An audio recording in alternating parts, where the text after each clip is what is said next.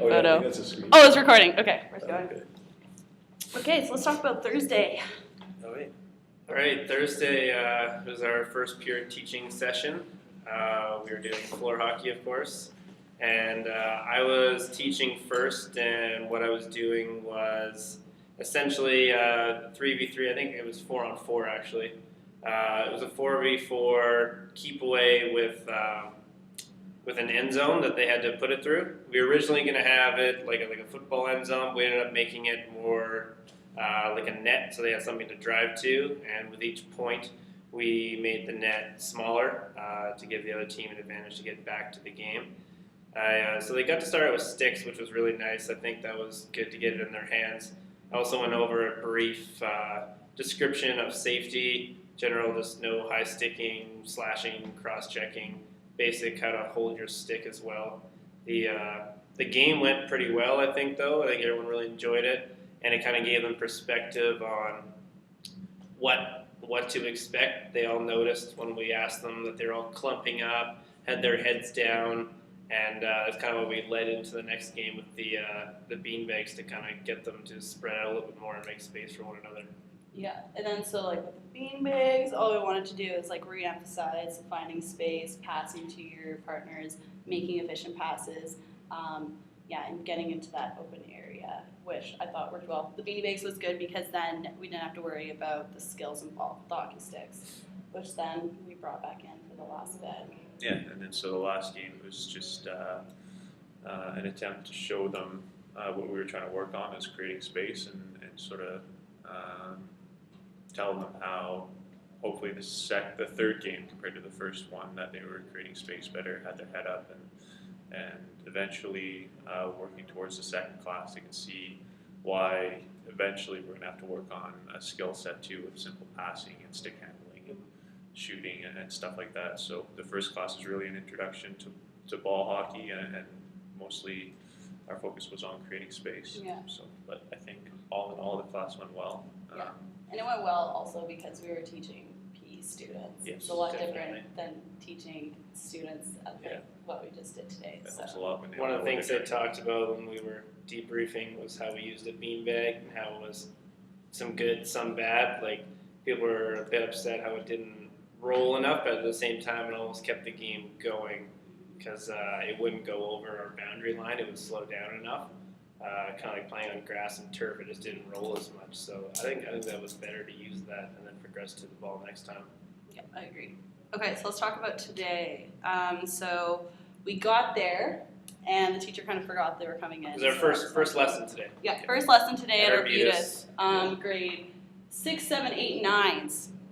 How many? Our class was grade 8s, or originally it was designed to be grade 8s, and then we showed up and the teacher said, and they weren't there, and then the other teacher said, oh, I guess you They forgot. were watching the Olympics. Yeah. That's what we were told. And so they showed up, and then it was quickly asked, can we do grade 6s and grade 8s?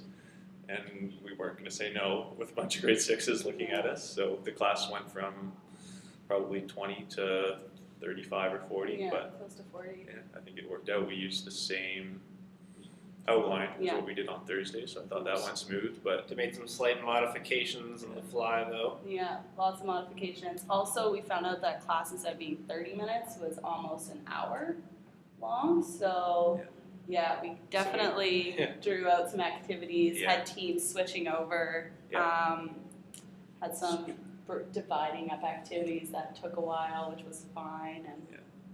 good debrief at the end of that. yeah, it was not at all what we had planned No. for with the extended class.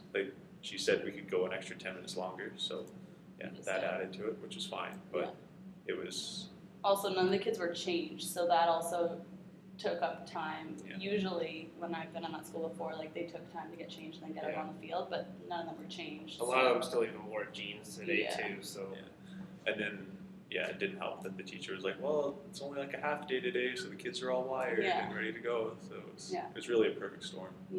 But actually, I thought like class management, like I thought they listened pretty well. Like they were obviously really excited, but I was like, come on in, be quiet, you be quiet, girls. Shh. And then, but I thought that like overall management was pretty good, and we kind of broke it up where I was like on one gym, and then marked around another, and everyone's like the rover, kind of just cruising around doing whatever. So I think it went well. yeah, I think it was good how we had them in 4 different colored pennies. It was really Mhm. easy just to move them around in bulk numbers by just calling out their color, and you could Yeah. switch courts with them and bring them in as 2 teams or all 4, and we had to debrief them at the end and halfway through.